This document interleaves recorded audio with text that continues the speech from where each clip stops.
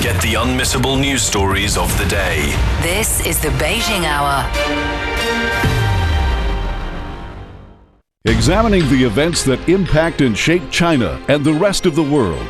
This is the Beijing Hour, 1 hour of news and information brought to you every weekday. Now here's your host. Zhou Hongyu with you on this Monday, February 23rd, 2026. You're listening to a special holiday edition of the Beijing Hour, coming to you live from the Chinese capital. On today's program, China urges the U.S. to lift unilateral tariffs on trading partners. Oman says the next round of talks between the U.S. and Iran will take place in Geneva on Thursday. And the 2026 Milano-Cortina Olympic Winter Games have concluded. In the second half, we bring you the last episode in our special series on low-carbon and high-quality development in China, with a focus on the rise of carbon trading awareness in the country. We explore China's carbon trading system to help us understand what it is and its role in reshaping how people and businesses think about emissions. Now, today's top stories. General Secretary Xi Jinping of the Communist Party of China Central Committee has congratulated Kim Jong-un for his election as the General Secretary of North Korea's ruling party. The election came during the 9th Congress of the Workers' Party of Korea. The Chinese leader hailed North Korea's achievements in the cause of building socialism since the party's 8th Congress. He said Kim's re-election showcases the trust and support from the party, government, and people of North Korea for him. The Chinese Foreign Ministry says German Chancellor Friedrich Merz will pay an official visit to China on Wednesday and Thursday at the invitation of Chinese Premier Li Qiang. It'll be Merz's first visit to China since taking office. The two-day visit covering Beijing and Hangzhou will prioritize bilateral trade and investment. China has called on the U.S. to lift its unilateral tariffs on trading partners, saying there are no winners in a trade war and protectionism leads nowhere. The statement from the Chinese Commerce Ministry comes in response to the U.S. Supreme Court ruling declaring the Trump administration's tariffs illegal. Beijing says it's now conducting an assessment of the court's decision and its implications. The Commerce Ministry says facts have proven that China and the U.S. stand to gain from cooperation and lose from confrontation. The United States says none of the countries it has reached trade deals with have said they plan to withdraw, days after the Supreme Court struck down President Donald Trump's sweeping tariffs. Trade Representative Jameson Greer says that the U.S. expects nations to comply with the deals. Trump has now imposed new tariffs of 15%. Eddie Stiansan spoke to Business Insiders on the tariffs' impact. Financial markets reacted positively this week after the Supreme Court ruled that President Trump's sweeping tariff measures were unlawful.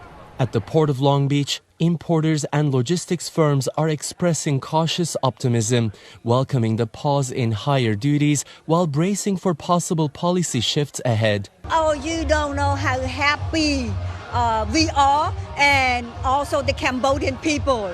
We know that there's a lot of garments that export from Cambodia to United States. And tariff is hitting hard, but like you said, if a tariffs cancel, I hope it's true, that is gonna make Cambodian people very happy back home. Over 1,000 companies are already exploring legal ways to claim their refund from the total of nearly $200 billion paid in tariffs. The path forward may be challenging. President Trump criticized the Supreme Court's ruling while announcing a new tariff set to take effect this week, a move that could prolong uncertainty for businesses and global trading partners. When these tariffs get relaxed, with the threat of maybe more tariffs coming down the road, the thing that I can guarantee is people start to bring a lot of goods into the country, which creates an immediate surge in demand. That import surge could result in short-term congestion and capacity crunches at major gateway ports like Long Beach and Los Angeles. Experts say inflationary pressure doesn't immediately reverse when duties are eliminated, and with global trade remaining unsettled, consumer prices may stay elevated for months. American companies have created higher margin, higher profits, but that doesn't mean that prices are more competitive, or they're going to go down. In fact, I think you're going to continue to see prices increase. What's clear here at the Port of Long Beach is that every major player, importers, carriers, trucking firms, now faces a new layer of uncertainty. The Supreme Court's decision has undercut a core pillar of the administration's trade policy, while the president's pivot buys time but doesn't fully answer many of the legal or economic questions companies are asking. That was Eddie Stianson reporting from Los Angeles. The European Commission has demanded the U.S. stick to the terms of a trade deal reached last year. The Commission, which negotiates trade policy on behalf of the 27 EU member states, has criticized Trump's shifts in tariff policy, saying Washington must provide full clarity on the steps it intends to take following the court ruling. In a statement, the Commission said the current situation is not conducive to delivering fair, balanced, and mutually beneficial transatlantic trade and investment. It added that a deal is a deal. Chair of the European Parliament's Committee on International Trade, Bernd Lange, has urged a halt on legislative work pending the conclusion of trading negotiations with the U.S. Coming up in the hour, Oman says the next round of talks between the U.S. and Iran will take place in Geneva on Thursday. Discover the realities and responses to our changing climate with Climate Watch. Uncover critical issues such as the Masai Mara's disrupted wildebeest migration and the drop in the Panama Canal's water levels. Delve into solutions for a sustainable future. Tune in to Climate Watch on your favorite podcast platform. Become more eco-conscious and take action to protect our planet. 7 minutes into the hour. Oman says the next round of talks between the U.S. and Iran will take place in Geneva on Thursday. Oman's foreign minister says the negotiations are expected to push Iran and the U.S. to go to the extra mile toward a final deal. Iranian President Masoud Pezeshkian says talks with the U.S. have yielded encouraging signals, but Iran is prepared for any scenario. Iranian Foreign Minister Saeed Abbas Araghchi says he will probably meet the U.S. President's Special Envoy Steve Witkoff to discuss the draft proposal of a nuclear deal that Tehran is preparing. Of course, we continue our negotiation. At the same time, we are working on the elements of a deal and a draft of the text. So I hope that when we get there, we are prepared to talk and negotiate on those drafts. If the U.S. attacks us, then we have every right to defend ourselves. If the U.S. attacks us, that is the act of aggression. What we do in response is the act of self-defense. And it is justifiable and legitimate. Araghchi says diplomacy is the only way if the U.S. seeks a solution to Iran's nuclear program. If they want to find a resolution for Iran's peaceful nuclear program, the only way is diplomacy. And we have proved this in the past, and I believe that still there is a good chance to have a diplomatic solution which is based on a win-win game, and a solution is at our reach. So there is no need for any military build-up, and military build-up cannot help it and cannot pressurize us. The Iranian foreign minister insists that Tehran is not ready to give up what he calls its right to make nuclear fuel under the Nuclear Non-Proliferation Treaty. U.S. and Iranian negotiators are scheduled to meet in Geneva on Thursday for what appears to be last-stage talks to avoid a military conflict. This third round of talks come as the U.S. continues its largest deployment of military assets to the Middle East in decades. According to the New York Times, President Donald Trump has been weighing options for U.S. action if the negotiations fail. The U.S. has deployed a large number of fighter jets and transport aircraft to an airbase in Jordan. The New York Times says satellite images show more than 60 fighter jets being deployed, including F-35s. Jordanian media says the move marks a significant boost in U.S. military presence and the Muwafaq Salti Air Base. It's 100 kilometers northeast of Amman and is one of the main U.S. military bases in the Middle East. More than 40 million Americans across 11 states in the Northeast are under blizzard warnings. It comes as the impact of a partial government shutdown creates confusion. Changes announced to two popular travel programs in the U.S. have made travel more difficult. Karina Mitchell has more from New York. Travel in and across the U.S. is potentially turning into a perfect storm as confusion amid the fallout from a partial government shutdown collides with a major blizzard impacting millions of air travelers already facing long lines, delays, and cancellations. The U.S. Department of Homeland Security, also known as DHS, early Sunday announced it was temporarily suspending two popular travel programs, TSA PreCheck and Global Entry. The programs with over 40 million participants permit U.S. residents, citizens, and some foreign citizens to move more quickly through airport security lines. But then an apparent about-face. Multiple reports citing the TSA saying its PreCheck service is currently operational with no change, but will continue to evaluate the situation. The reported reversal comes just hours after DHS Secretary Kristi Noem said in a statement, TSA and CBP are prioritizing the general traveling population at airports and ports of entry and suspending courtesy and special privilege escorts. Going on to add FEMA will halt non-disaster-related response as well, given the significant impact from a winter storm that will impact parts of the country.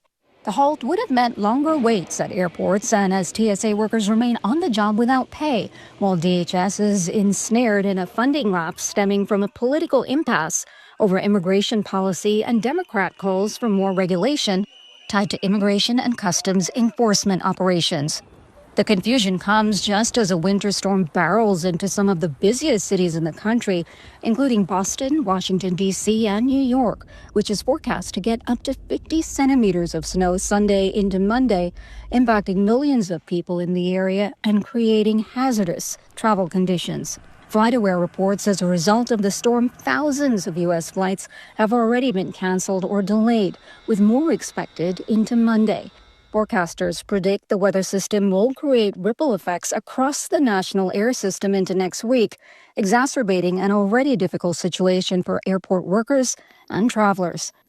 That was Karina Mitchell in New York. Police in the United States have shot and killed an armed suspect after he breached President Donald Trump's Mar-a-Lago resort in Palm Beach, Florida. The 21-year-old man from North Carolina was reported missing a few days ago by his family. The U.S. Secret Service said he was carrying a shotgun and a fuel can. Authorities are still investigating the motive. Nita Soledad Perez reports from Miami. Law enforcement officials said at around 1:30 a.m. local time on Sunday, a man was detected inside the inner perimeter of Mar-a-Lago, U.S. President Trump's private resort in Florida. Authorities said the man was carrying a shotgun and a gas can. Two Secret Service agents and a Palm Beach County Sheriff's deputy confronted him. When ordered to drop his weapons, he set down the gas can. Then he raised his shotgun. Officers opened fire. The man was killed at the scene. Agents and the deputy discharged their firearms to stop the threat. At this time, no law enforcement personnel were injured during the incident.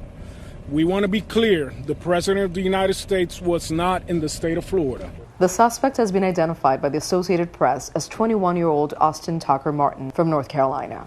That is according to a person familiar with the matter, not yet officially confirmed. Martin had been reported missing by his family days before the incident. Investigators believe he drove south and obtained a shotgun along the way. He put down the gas can, raised the shotgun to a shooting position. At that point in time, the deputy and the two Secret Service agents fired their weapons and neutralized the threat. He is deceased at the scene. While the president was safely in Washington when it happened, the bridge is renewing questions about safety at a Florida property that has been the target of multiple threats. The FBI says the investigation is just getting started. Sunday's incident is not the first security threat against Donald J. Trump. During the 2024 U.S. presidential campaign, he survived two assassination attempts. The first at a campaign rally in Butler, Pennsylvania. The second at his West Palm Beach golf club. That gunman, Ryan Ruth, was sentenced to life in prison earlier this month. Authorities say a motive has not yet been established for the fatal incident at the Mar-a-Lago estate. That was Nisa Soledad Perez in Miami. The The Mexican military has killed the country's most wanted drug lord in a targeted raid. Nemesio Oseguera, known as El Mencho, was fatally wounded on Sunday in the western state of Jalisco. He died as he was being airlifted to Mexico City. The Mexican Defense Ministry says U.S. authorities provided intelligence. The drug raid triggered violence by organized crime groups in parts of Mexico. President Claudia Sheinbaum praised security forces and called on citizens to stay calm and well-informed. Frank Contreras has more from Mexico City.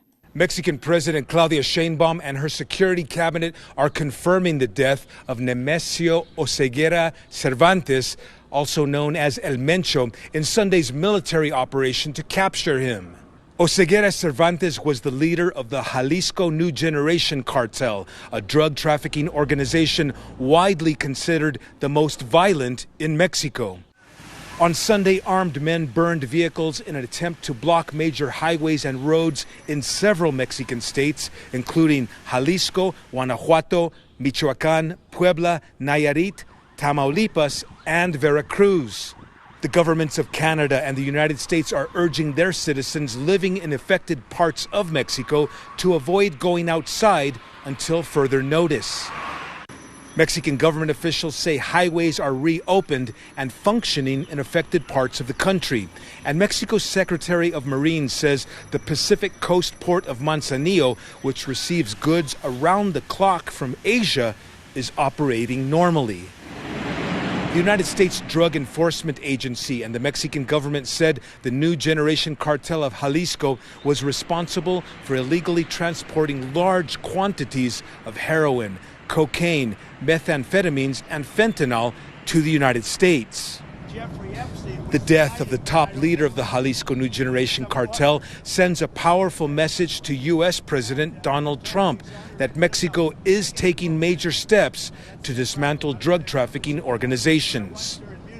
But leading security analysts here expect more violence in the coming days as an internal battle ensues for control of this cartel, whose illegal drug trafficking routes are valued in the billions of dollars. That was Frank Contreras reporting.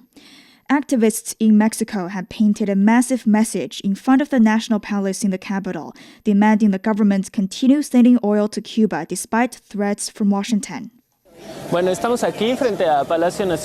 here in front of the National Palace to send a message to President Claudia Sheinbaum that sending oil from Mexico to Cuba is important, given the terrible situation the island is experiencing as a result of the energy blockade being implemented against it by Donald Trump. Using brushes and rollers, demonstrators painted the words "Oil for Cuba, Dignity for Mexico" on the ground of the National Palace in Mexico City. The protest comes as U.S. President Donald Trump has threatened tariffs against any country sending oil to the island. Nearby, a collection center has been set up where civil society groups are gathering food, medicine, and basic necessities. Donated supplies are being handed over to the Mexican Navy, which will transport the humanitarian aid to Cuba. You're listening to the Beijing Hour. Coming up, the 2026 Milano-Cortina Olympic Winter Games have concluded. Sideline Story brings you all things sports related.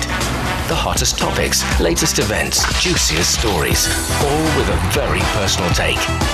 Subscribe to Sideline Story Podcast for heated sports discussions covering events that are happening in China and around the world. 19 into the hour. The 2026 Milano-Cortina Olympic Winter Games have concluded with a closing ceremony in Italy's ancient Verona Arena. International Olympic Committee President Kirsty Coventry declared the Games closed at the ceremony. Themed Beauty in Action, the event featured leading Italian ballet dancer Roberto Bolli, celebrating art and sporting achievements. Olympic snowboarding champion Su Yiming was China's flag bearer at the closing ceremony.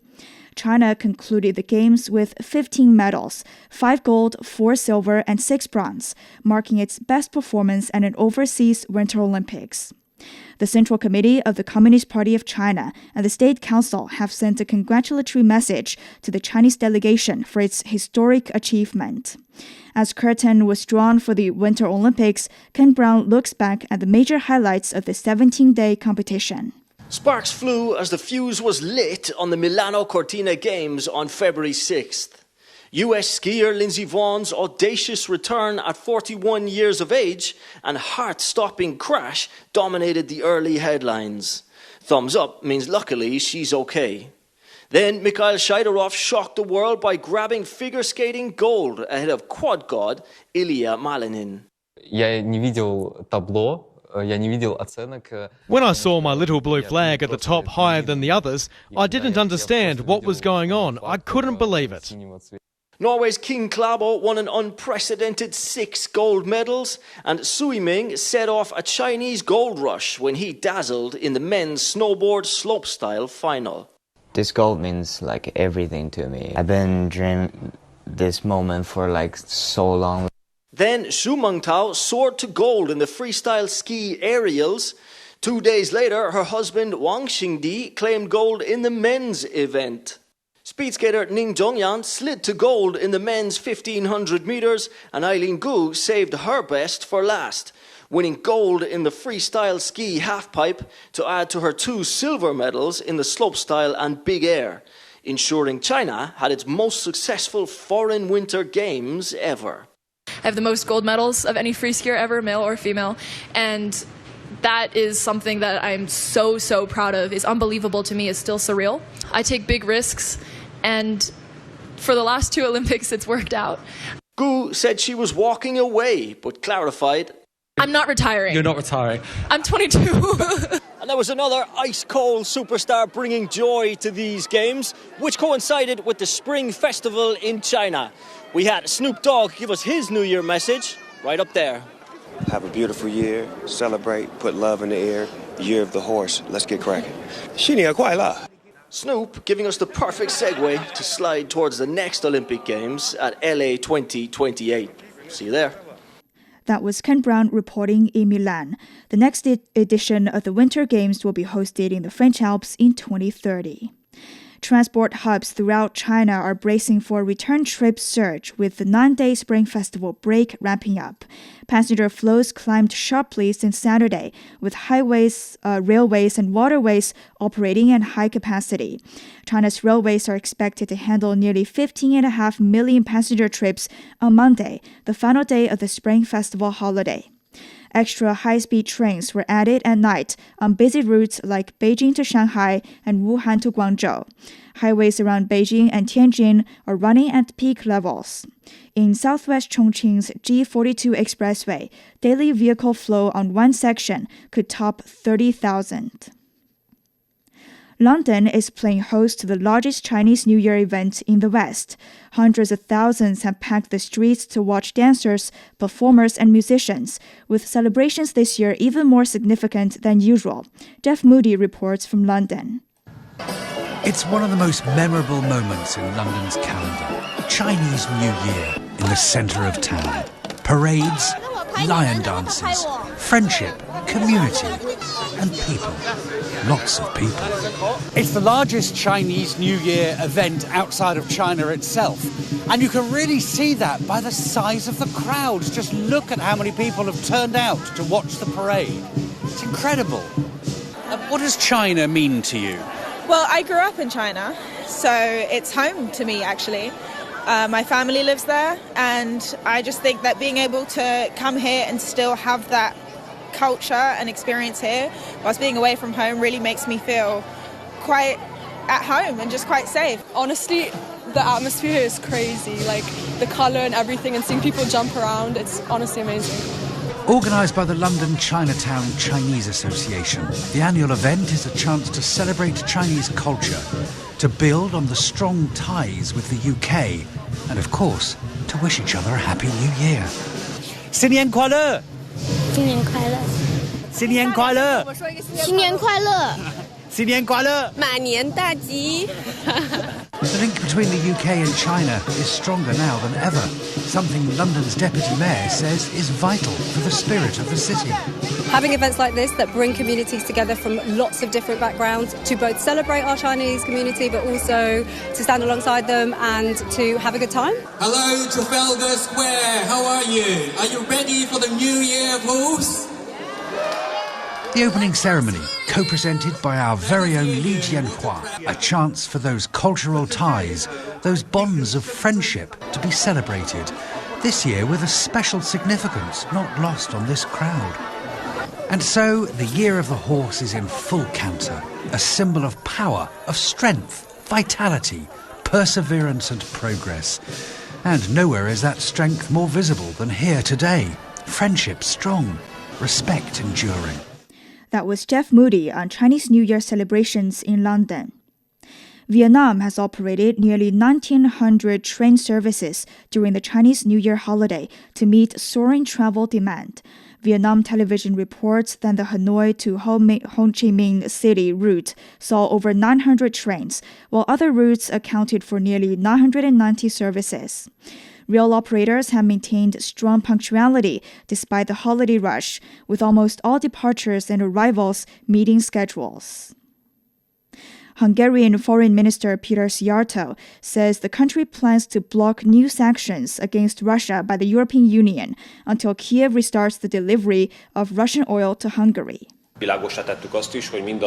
We made it clear that until the Ukrainians resume oil deliveries to Hungary, we will block all EU decisions that are important to Ukraine. Hungary also says it'll block a large EU loan for Ukraine. Slovakia has threatened to cut off emergency power supplies to Ukraine within 2 days, echoing an earlier threat by Budapest. Both Hungary and Slovakia have accused Ukraine of deliberately halting the flow of Russian oil into their countries.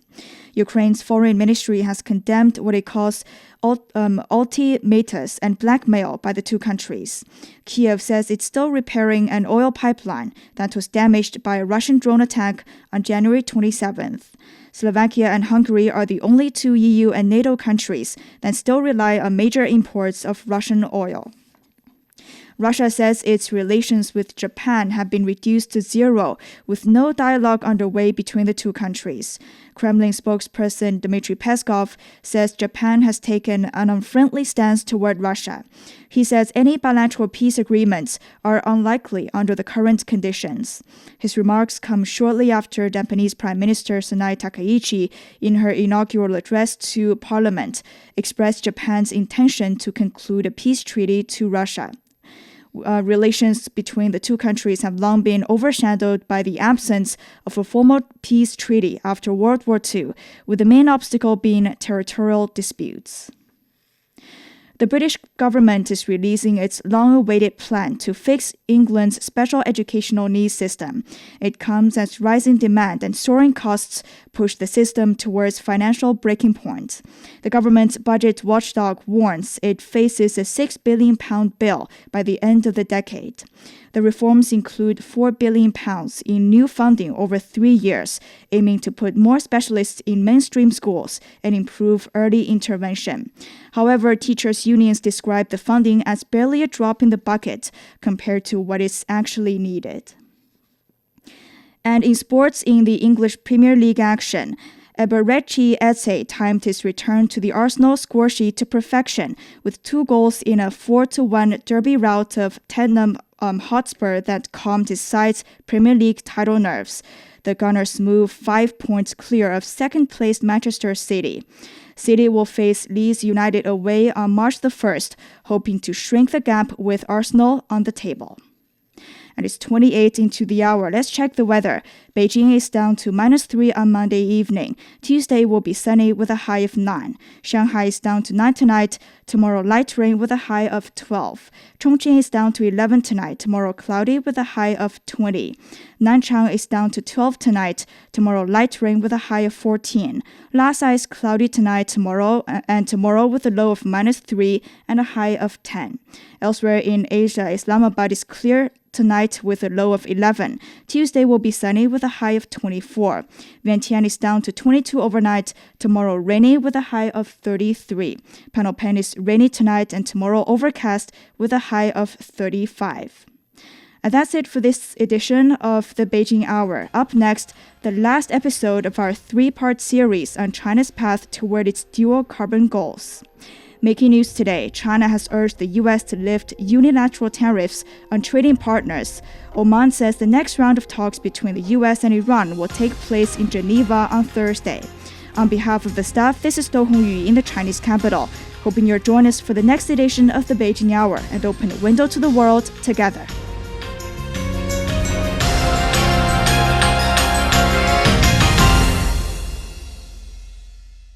Shh, listen up. Can you hear the heartbeat of our world? It's vibrant and pulsating with the essence of life itself. From the stem of trees to the gurgle of rivers, from the silent strength of mountains to the icy whispers of glaciers, even the solid ground beneath our feet. And right there, in the midst of all, beats the heart of humanity. What if those other heartbeats were to stop? Would ours keep on ticking? Ever wondered what's actually going on in Africa through the perspective of an African? How are things really going between China and Africa? What's the narrative of this relationship? Well, get a perspective with China-Africa Talk. Hear from African diplomats, entrepreneurs, academics, Chinese natives, and more. Get on our wavelength every week to find out what's real with China-Africa Talk. Find us on your favorite podcast. We'll see you there.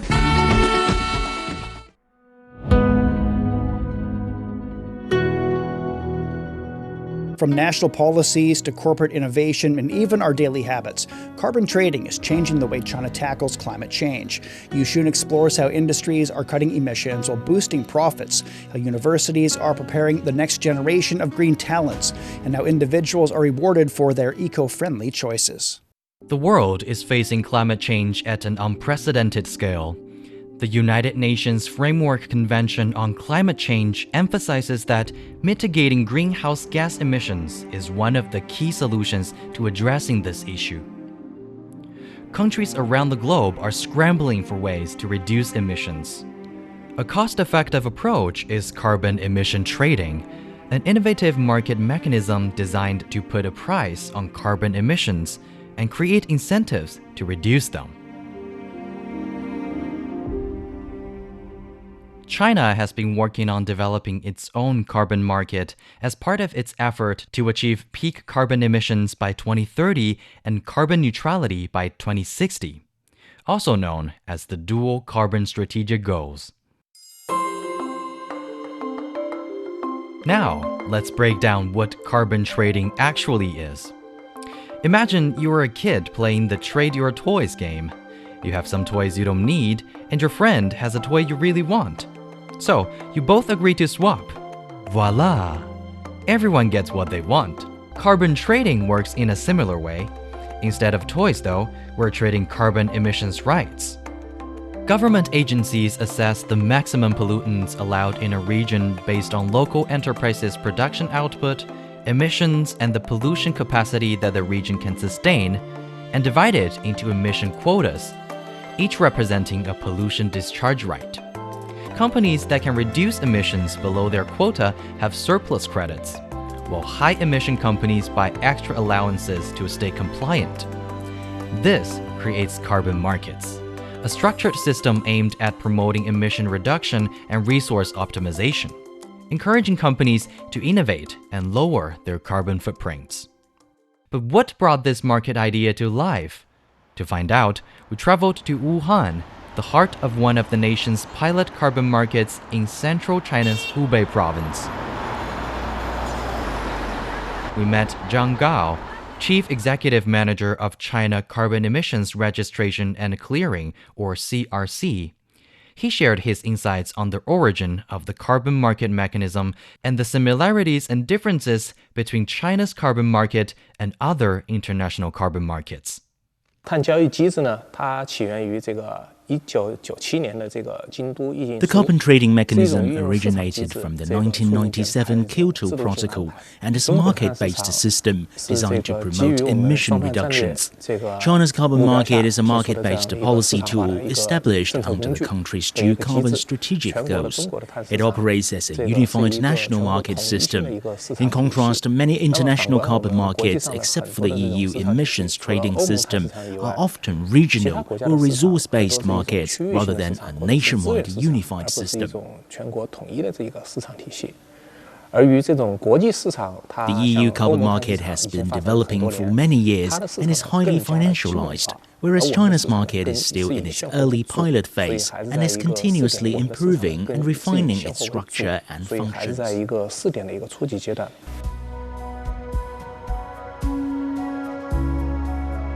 At first, many companies were skeptical about carbon trading. Some saw it as just another regulation, a new box to check off. Others worried about the cost. But then, something interesting happened. Companies started realizing that reducing emissions wasn't just a legal requirement. It was an opportunity. Shu Liangsuo, head of the carbon trading department of Hubei Carbon Emission Exchange, explained the reasons behind this shift. When the market was first launched, it was a completely new concept. Many companies didn't fully understand it or take it seriously, so they didn't prioritize carbon reduction efforts. As a result, some companies with high emissions quickly found themselves facing a shortfall of millions of carbon allowances. To comply with regulations, they had to spend millions in real financial costs to purchase additional allowances.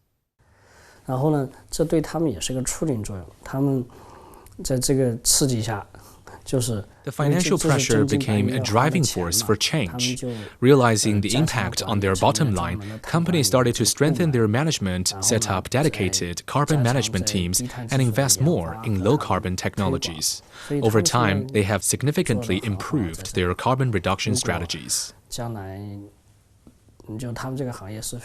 If their industry can integrate into the national carbon market eventually, these companies will undoubtedly have a first-mover advantage. Huaxing Cement, a cement manufacturing company, is one of them. The company's production director Xu Gang told me that they initially saw carbon trading as a burden, but ended up transforming its entire business strategy around it.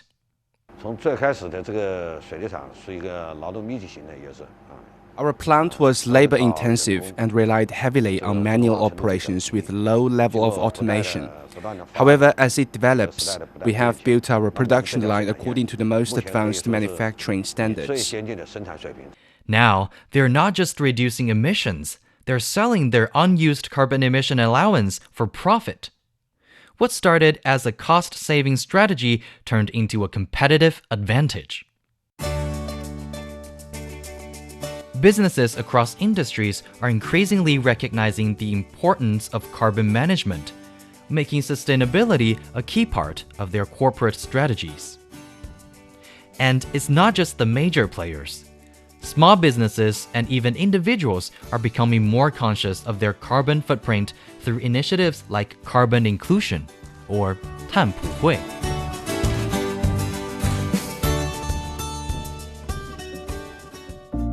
Now, let's talk about how you can take part in carbon trading without running a factory or managing a corporate sustainability team.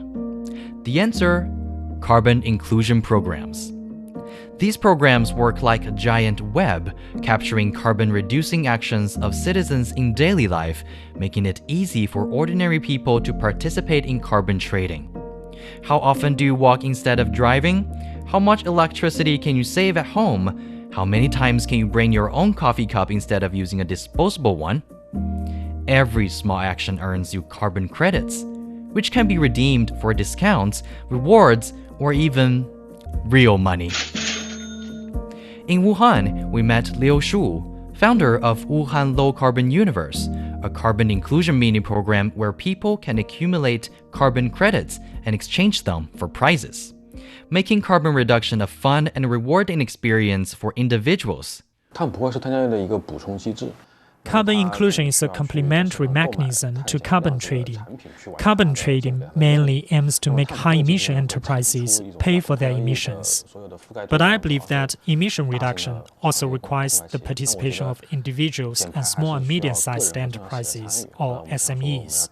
So we thought about building a new platform to bring in both individuals and SMEs. That's why we decided to use a mini program as a way to engage the public. Wuhan Low Carbon Universe, or Wutan Jianghu in Chinese, is a name composed of Wu, Tan or carbon in English, and Jianghu or the world. The Wu in the word Wuhan sounds like Wu, meaning none in Chinese, creating a wordplay that reflects their vision of a world with zero carbon emissions. And it's working! People who originally signed up just for fun are now actively seeking ways to reduce their carbon footprint. Wei Ying, one of the first users of this mini program, has been experiencing changes in her daily habits because of it. I have now accumulated close to 126,000 grams of reduced emissions. That's about 126 kilograms, right? Every day, I try to follow low-carbon principles in all aspects of my life: clothing, food, housing, and transportation. These good habits allow me to earn low-carbon points daily, which keeps me motivated to continue doing this.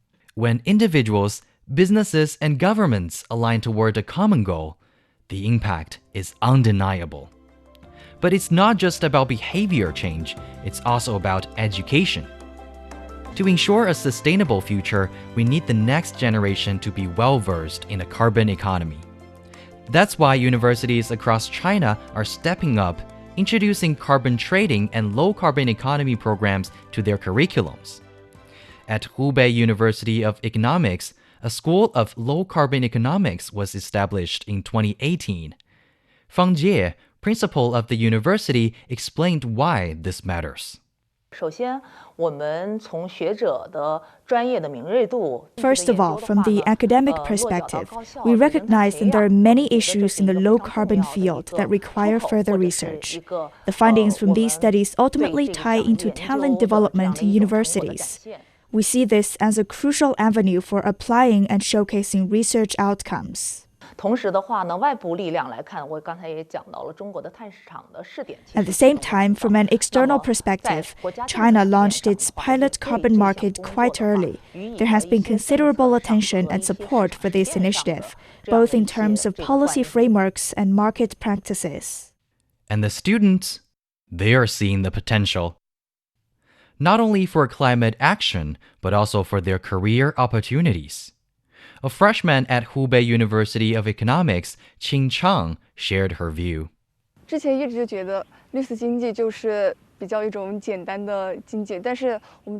I used to think that green economy was just a simple form of economy. Now I've learned that through green economy, companies will undergo transformations, which then drive technological innovation.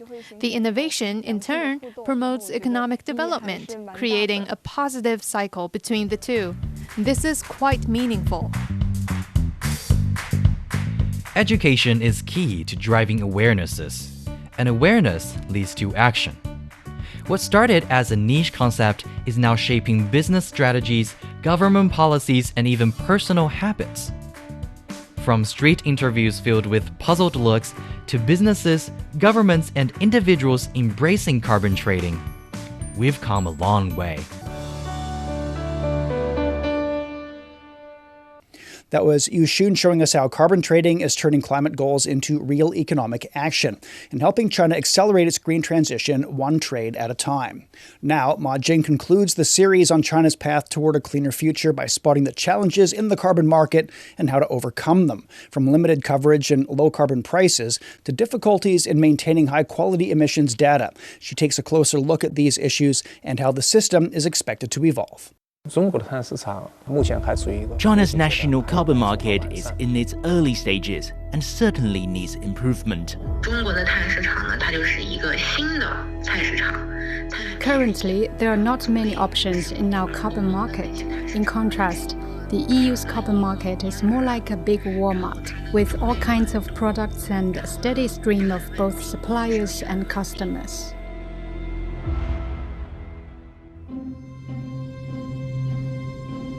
We continue our discussion on China's emissions trading system, or ETS, where carbon allowances are sold and bought to help reduce greenhouse gas emissions.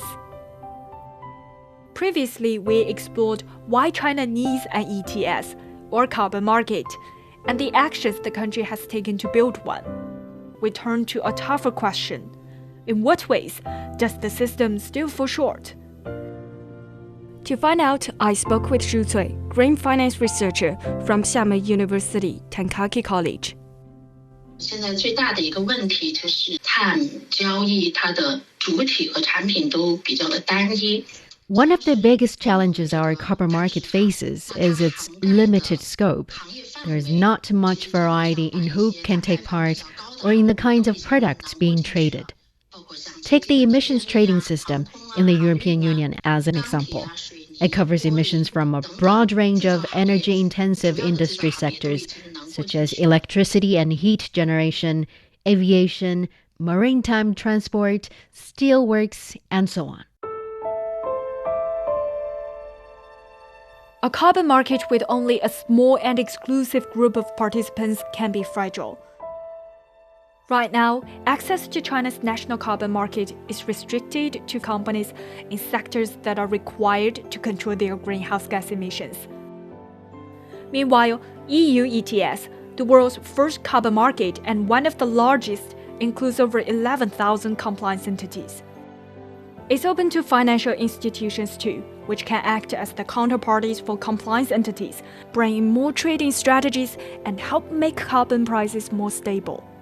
To better manage the risk of carbon price volatility and improve market liquidity, the EU ETS has introduced futures trading, which now makes up most of their trading volume. In China, though, the market relies mainly on spot trading. 现货交易简单的来说就是一手交钱，一手交货。 Spot trading, to put it simply, is about trading on the spot. You pay now and you get your allowances now. Futures trading is what we call a forward-looking transaction. You're still making a deal today, but you're locking in the prices for something you'll trade later, say 3 months down the line. There's no immediate exchange. Instead, the actual trade happens in the future, based on the price you agree to now. But why does this matter? Well, futures give companies a way to manage uncertainty. We all know carbon prices are likely to rise as emissions controls get tighter. If a company knows it might struggle to cut emissions, locking in a lower price today, maybe 50 or 60 yuan per ton, can help them avoid paying 100 or even 150 yuan in the future. That can be a huge cost-saving move. Zhang Gao, Executive General Manager of China Carbon Emissions Registration and Clearing Corporation, acknowledged that China's national carbon market remains in the early stages of its development. 那么在初级阶段呢，我们更多的是发挥这样一个市场功能。 At this moment, the focus is on letting the market do the main job, which helps shape a more effective carbon pricing mechanism. Carbon price is mainly determined by the supply and demand for carbon allowances, while also being influenced by government regulations and behaviors of market participants. According to the World Bank, China's average carbon price last year was about $13 per ton of carbon dioxide, far lower than the EU's $61. That might sound like a good deal for businesses, but it's actually a problem. Lian Luning, a researcher at China Biodiversity Conservation and Green Development Foundation, noted that when carbon price is low, polluting stays cheap. 价格太低，然后就可能会让企业觉得，排碳成本不高。 When the carbon price is too low, it doesn't create much pressure for companies to cut their emissions. If the cost of polluting is cheap, why bother to change? Low carbon prices also offer little reward to companies that are actively reducing their carbon emissions and hoping to profit from the carbon market. 我们对于碳配额的分配方式是完全的无偿化分配的。 For now, compliance companies in China receive their allocated carbon allowances for free. As long as they stay under that cap, they're in the clear. But Associate Professor Zhu Cui sees free allocation as a major reason why the market is sluggish. 不花钱的这个碳配额的话，那当然交易起来的话，企业它就会没有一个压力。 Free allowances mean less pressure for companies. If a company emits less than its allowance, it can simply hold on to the surplus for next year, especially since free carbon allowances are expected to tighten in the future. So, many are reluctant to sell. In that case, companies with higher emissions who want to buy extra allowances often cannot find any on the market.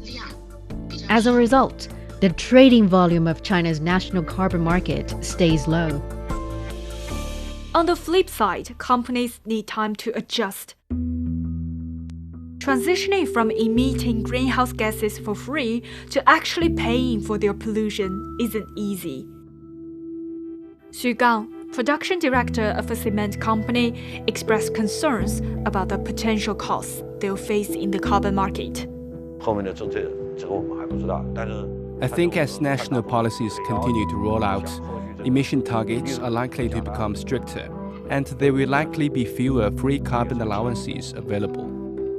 Associate Professor Zhu Cui pointed out the same trend. 从未来来看的话，为了促进企业提高一个碳排放的一个效率。 Looking ahead, to reduce emissions effectively and hit its 2060 carbon neutrality goal, China will need to gradually tighten the gap and shift toward paid allocation.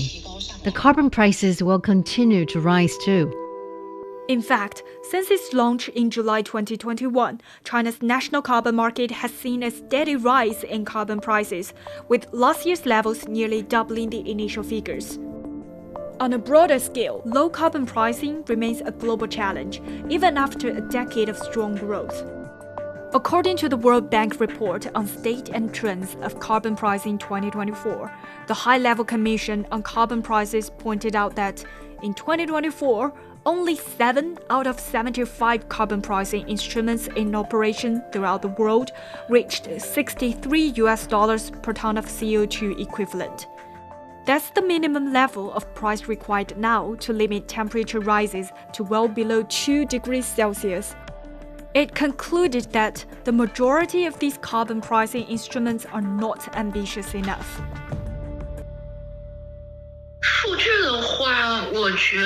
I think data is also crucial for carbon trading. In addition, researcher Lian Luni reminded me of the importance of emissions data in the functioning of a carbon market.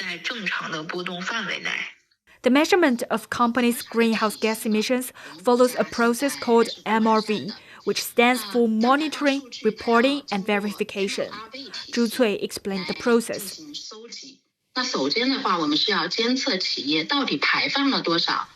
The MRV process starts with tracking how much greenhouse gas a company emits.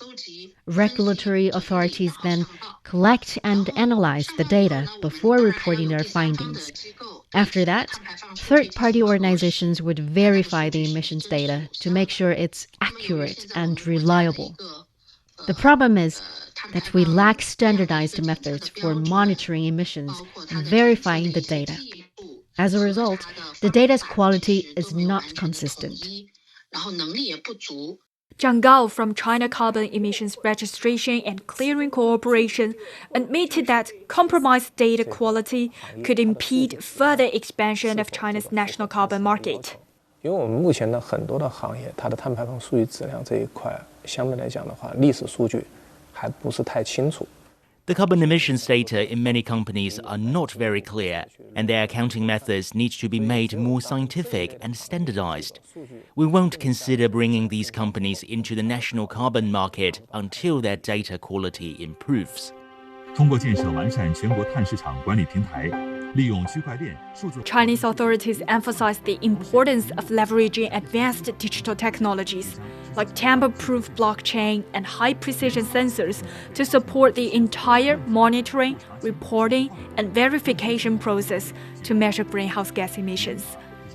For companies already participating in the market, Associate Professor Zhu Cui observed that trading tends to spike right before compliance deadlines.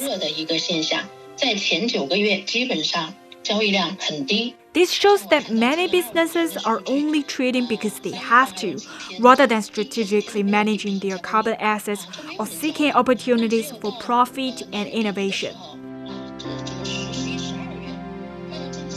The road ahead is challenging. but Zhu Cui told me there are clear steps forward. 那我们国家呢，从刚开始的这个全国碳交易市场的建立，只纳入了发电行业。 When China's national carbon market was first established, it only included the power sector. This year, 3 major high-emission industries, steel, cement, and aluminum smelting, have been added to the market. As a result, the market's coverage has grown from 40 to 60% of China's total CO2 emissions.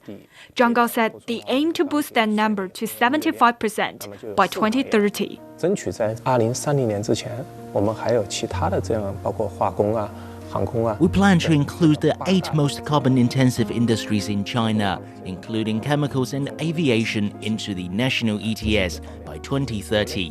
然后同时呢，也推出探索推出有偿分配相关的一些制度。 At the same time, we are considering introducing a paid allocation system to distribute carbon allowances. 会进一步探索丰富我们的市场的交易主体，也就是进一步丰富新的行业纳入碳市场。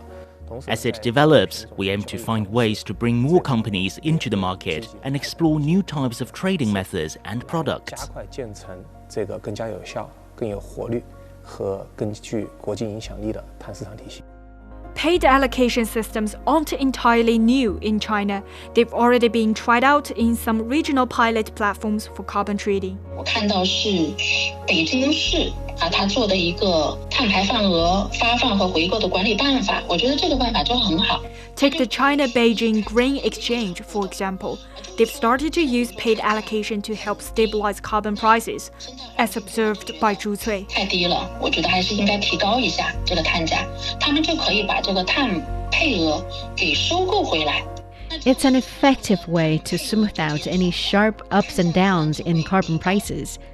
When prices drop too low, environmental authorities can step in and buy back carbon allowances. That reduces the supply on the market, which naturally pushes prices back up. And if prices rise too high, they can issue more allowances for purchase into the system. With more supply available, the price starts to come down.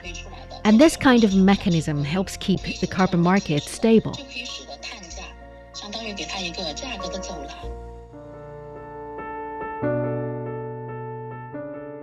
Introducing such practices and the paid allocation system to the national market is now high on its agenda. From expanding market coverage and improving carbon pricing to building a more transparent system, each step reflects China's commitment to making its carbon market a key driver of its climate goals. The road to carbon neutrality won't be easy, but the direction is clear and the momentum is growing.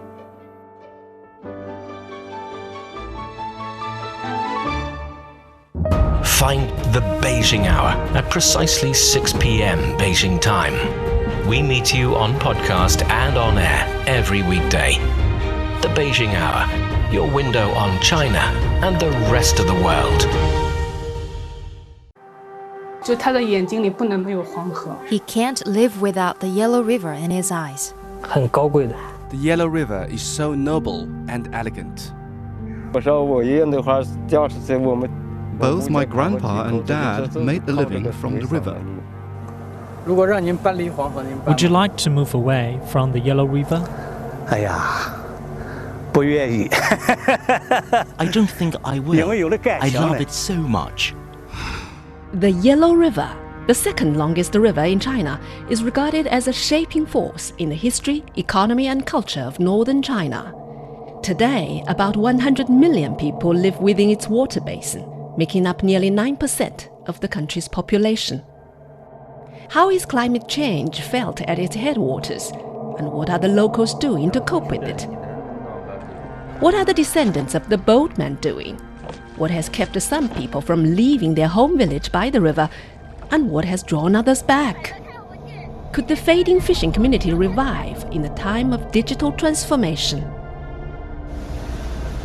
From 2021 to 2024, our reporters visited the upper, middle, and lower reaches of the Yellow River, talked to the herders, farmers, boatmen, fishermen, and eco-activists who share a close bond with the river and present their stories in pictures, podcasts, and videos, all in our 12-part series, The Yellow River Mosaic, available only on CGTN Radio.